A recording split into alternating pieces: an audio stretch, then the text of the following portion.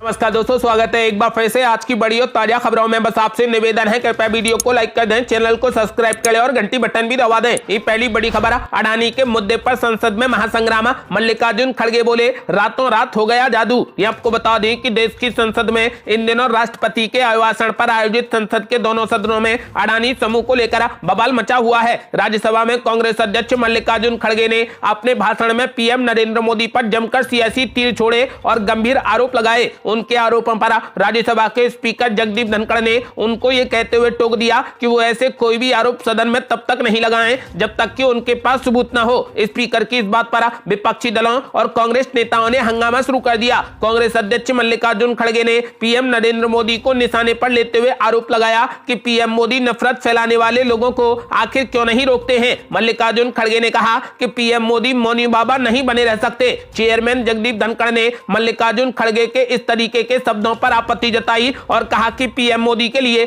ऐसे शब्दों का इस्तेमाल नहीं किया जाना चाहिए। मल्लिकार्जुन खड़गे ने राज्यसभा में कहा कि पीएम मोदी के एक नजदीकी दोस्त की संपत्ति कुछ ही सालों में 13 गुना बढ़ गई। आखिर उन्होंने ऐसा क्या जादू कर दिया।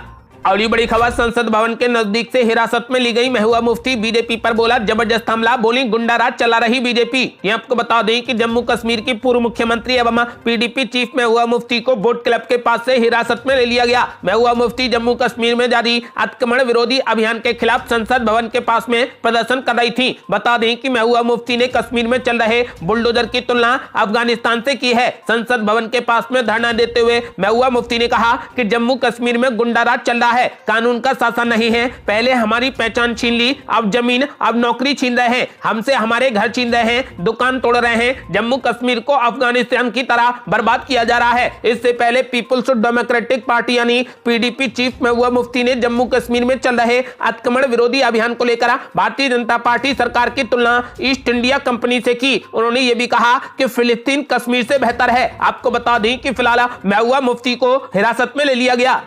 अगली बड़ी खबर, आम आदमी पार्टी की याचिका पर सुप्रीम कोर्ट ने एलजी से मांगा जवाब। अब 13 फरवरी को होगी अगली सुनवाई। ये आपको बता दें कि दिल्ली नगर निगम के मेयर पद चुनाव मामले में सुप्रीम कोर्ट ने उपराज्यपाल कार्यालय और प्रोटेम सभापति सत्या शर्मा और एलजी को नोटिस जारी किया है। ये नोटिस आम आदमी पार्टी और उसकी मेयर पद प्रत्याशी शैली ओबरॉय की याचिका पर जारी किया गया है। 13 फरवरी को अब इस मामले पर अगली सुनवाई होगी। आम आदमी पार्टी की याचिका में कहा गया है कि नगर निगम चुनाव के परिणाम आने के बाद 2 महीने बीत चुके हैं, लेकिन अब तक महापौर यानी मेयर का पद खाली है। पार्टी की तरफ से वरिष्ठ वकील अभिषेक मनु सिंघवी ने बताया कि मेयर पद चुनाव के लिए गलत प्रक्रिया अपनाने की कोशिश की जा रही है। इसमें मनोनीत पार्षदों को मतदान की अनुमति दी जा रही है। वहीं आम आदमी पार्टी के 2 विधायकों को आपराधिक मामले में सजायाफ्ता बताकर वोटिंग से मना किया गया है। आपको बता दें कि फिलहाल आम आदमी पार्टी की याचिका पर सुप्रीम कोर्ट ने एलजी से जवाब मांगा है और इस मामले में 13 फरवरी को अगली सुनवाई होगी। अगली बड़ी खबर, मल्लिकार्जुन खड़गे ने बीजेपी पर बोला जबरदस्त हमला, बोले हिंदू मुस्लिम करते हैं मंत्री और सांसद। आपको बता दें कि राज्यसभा में विपक्ष के नेता और कांग्रेस अध्यक्ष मल्लिकार्जुन खड़गे ने कहा कि कई सांसद और मंत्री सिर्फ हिंदू और मुस्लिम करते हैं, क्या बात करने के लिए कोई और मुद्दा नहीं है। दूसरी तरफ कोई अनुसूचित जाति के लोग मंदिर जाते हैं तो उन्हें मारते हैं, उनकी सुनवाई नहीं होती है। अनुसूचित जाति को तो हम हिंदू समझते हैं, तो फिर उन्हें मंदिर जाने से क्यों रोकते हैं। अगर हम समझते हैं तो उन्हें बराबरी का स्थान क्यों नहीं देते। कई मंत्री दिखावे के लिए उनके घर जाकर खाना खाते हैं और तस्वीर खिंचवाकर बताते हैं कि हमने उनके घर खाना खाया। आपको बता दें कि मल्लिकार्जुन खड़गे ने कहा कि बहुत से मंत्री और सांसद सिर्फ हिंदू मुस्लिम करने में लगे हैं। अगली बड़ी खबर, प्रहलाद जोशी ने स्पीकर से की बड़ी मांग, कहा राहुल गांधी के भाषण को सदन के रिकॉर्ड से हटा दिया जाए। ये आपको बता दें कि लोकसभा में संसदीय कार्य मंत्री प्रहलाद जोशी ने स्पीकर से मांग की है कि राहुल गांधी के भाषण को सदन के रिकॉर्ड से हटा दिया जाए। वजह बताते हुए उन्होंने कहा कि भाषण में आधारहीन आरोप लगाए गए हैं और उसके लिए ना तो कोई सबूत दिए गए हैं और ना ही राहुल गांधी ने अपनी ओर से पेश किए गए किसी भी दस्तावेज को सत्यापित किया है। उन्होंने कहा कि इसीलिए राहुल गांधी के भाषण को सदन के रिकॉर्ड से हटा दिया जाए।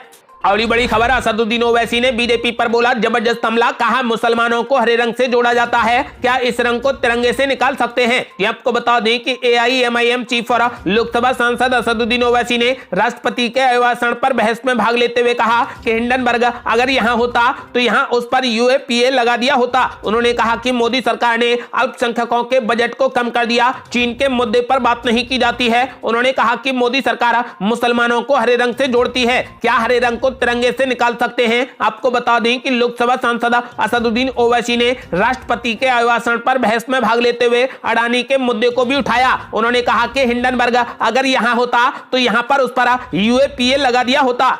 और बड़ी खबर, सर्वे में बड़ा खुलासा, बनने से पहले ही डूब गई तीसरे मोर्चे की लुटिया, कांग्रेस पार्टी को हुआ सीधा 3% का फायदा।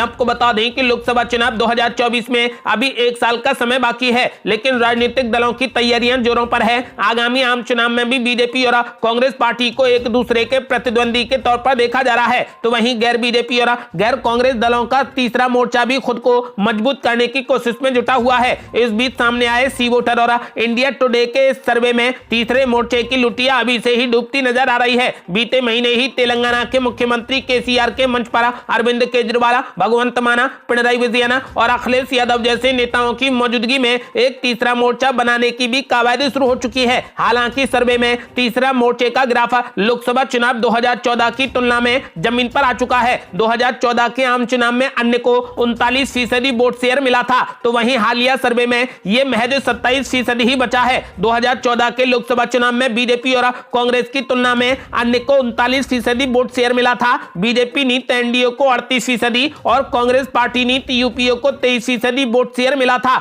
जो सी वोटर और इंडिया टुडे के इस साल के सर्वे में घटकर महज 27% रह गया है। आपको बता दें कि अन्य पार्टियों को मिलने वाला ये वोट शेयर सीधे तौर पर कांग्रेस और बीजेपी के खाते में ही जाता दिखाई पड़ रहा है। हालांकि ताजा सर्वे में बीजेपी को 2% और कांग्रेस पार्टी को 3% वोटों का सीधा फायदा नजर आ रहा है।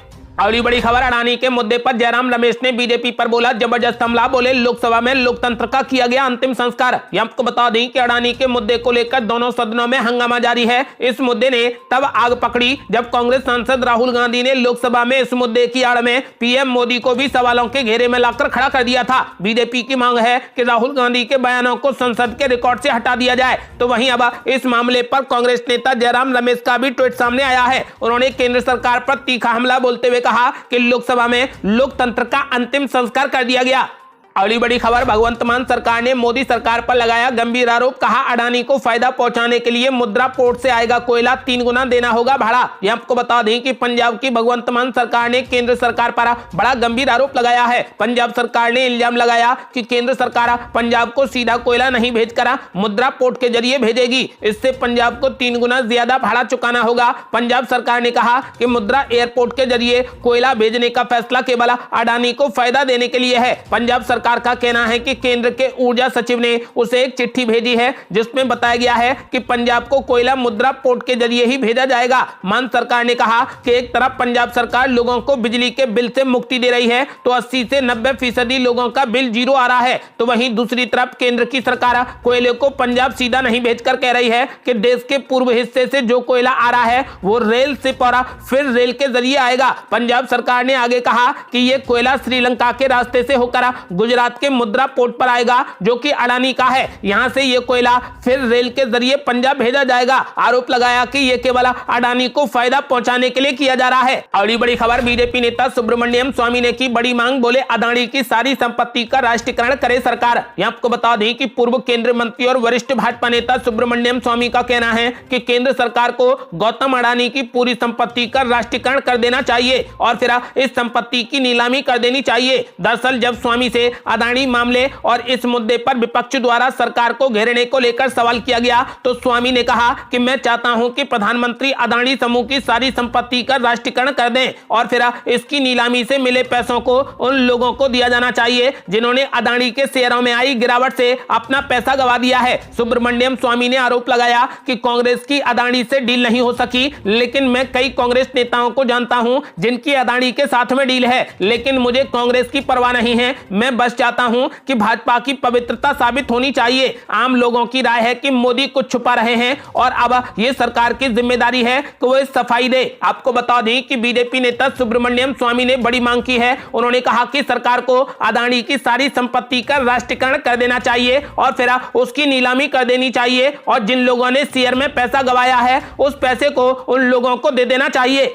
अगली बड़ी खबर, रविशंकर प्रसाद ने राहुल गांधी पर बोला जबरदस्त हमला, बोले सभी बड़े घोटालों में शामिल थे कांग्रेस नेता, जमानत पर है गांधी परिवार। यहां आपको बता दें कि कांग्रेस नेता राहुल गांधी के आरोपों पर भाजपा ने पलटवार किया है। भाजपा नेता रविशंकर प्रसाद ने कहा कि राहुल गांधी ने प्रधानमंत्री नरेंद्र मोदी के खिलाफ बेबुनियाद आरोप लगाए हैं। प्रसाद ने कहा कि कांग्रेस और उनके नेता उन सभी बड़े घोटालों में शामिल थे जिन्होंने भारत की छवि को धूमिल किया। भाजपा नेता ने कहा कि हम राहुल गांधी द्वारा आज संसद में हमारी सरकार के खिलाफ लगाए गए निराधार आरोपों की निंदा करते हैं। मुझे उन्हें याद दिलाने की आवश्यकता है कि वो उनकी मां और उनके बहनोई जमानत पर हैं। मैं उनसे पूछना चाहता हूं कि नेशनल हेराल्ड और अगस्ता वेस्टलैंड घोटाले क्या हैं। आपको बता दें कि प्रसाद ने कहा कि नरेंद्र मोदी जैसे ईमानदार नेता के खिलाफ जिस तरीके के शर्मनाक आरोप लगाए गए, तो आज राहुल गांधी के परिवार की सच्चाई बताना भी जरूरी है। ये वाड्रा डीएलएफ घोटाले में क्या हुआ? आपको डीएलएफ से कैसे 65 करोड़ रुपए का ब्याज मुक्त ऋण मिल गया और जमीन भी मिल गई? आपने सस्ती जमीन ली और महंगे दामों में बेच दी। उन्होंने कहा कि गांधी परिवार जमानत पर बाहर है।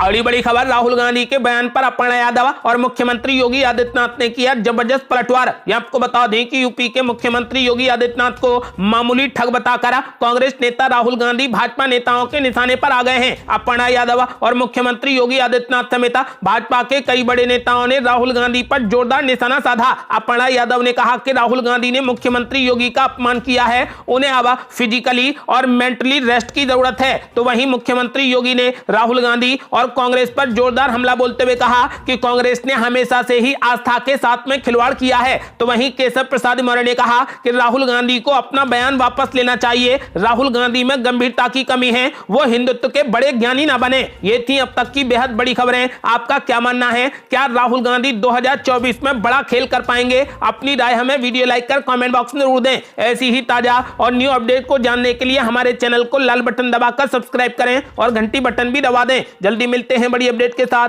तब तक के लिए जय हिंद, जय भारत।